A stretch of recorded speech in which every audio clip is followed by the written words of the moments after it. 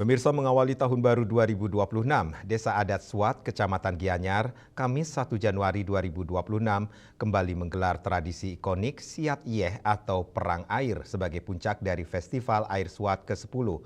Ratusan kerama desa serta wisatawan tampak antusias memadati Catuspate atau perempatan agung desa, mengikuti ritual sakral yang dimaknai sebagai prosesi ruatan atau pembersihan diri. Tradisi yang telah ajak dilaksanakan selama 1 dekade ini diawali prosesi mendak tirte di Pengelukatan Siwa Melahange.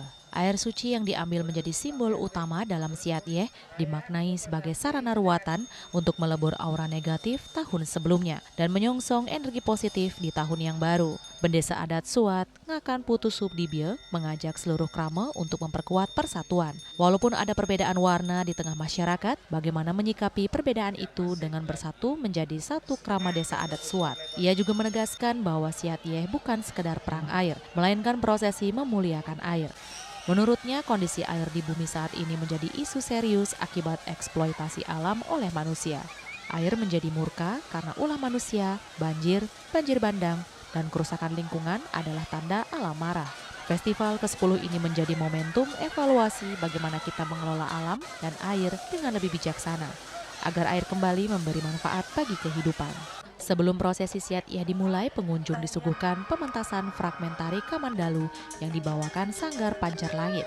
Turut memperkuat atmosfer budaya di festival ini, juga memberi sentuhan artistik yang memukau.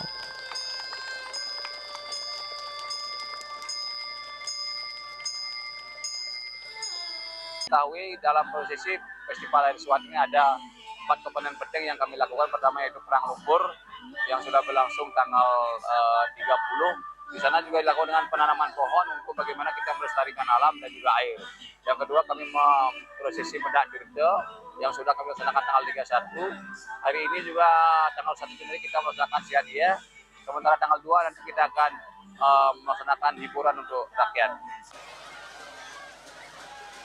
Terkait pengelolaan sektor pariwisata, Ngakan Sudibye menekankan bahwa pembangunan desa adat Suat dilakukan dengan kerja keras kolektif. Ia menyampaikan keuntungan dari pengelolaan Suat Waterfall akan sepenuhnya digunakan untuk kesejahteraan krama desa. Sebagai wujud keberkahan bersama, Desa Adat Suat berencana membagikan keuntungan pengelolaan Suat Waterfall kepada krama desa pada bulan kedua 2026.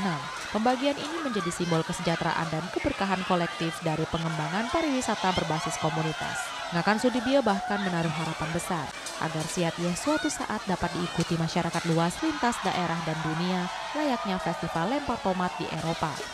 Selain aspek budaya, Festival Air Suat ke-10 terbukti memberi dampak ekonomi nyata bagi desa.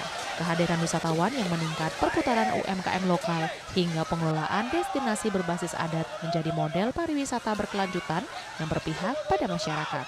Melalui festival ini, Desa Adat Suat ingin menegaskan pesan harmoni antara manusia dan alam, sekaligus memperoleh energi positif dari air sebagai sumber kehidupan untuk menghadapi masa depan.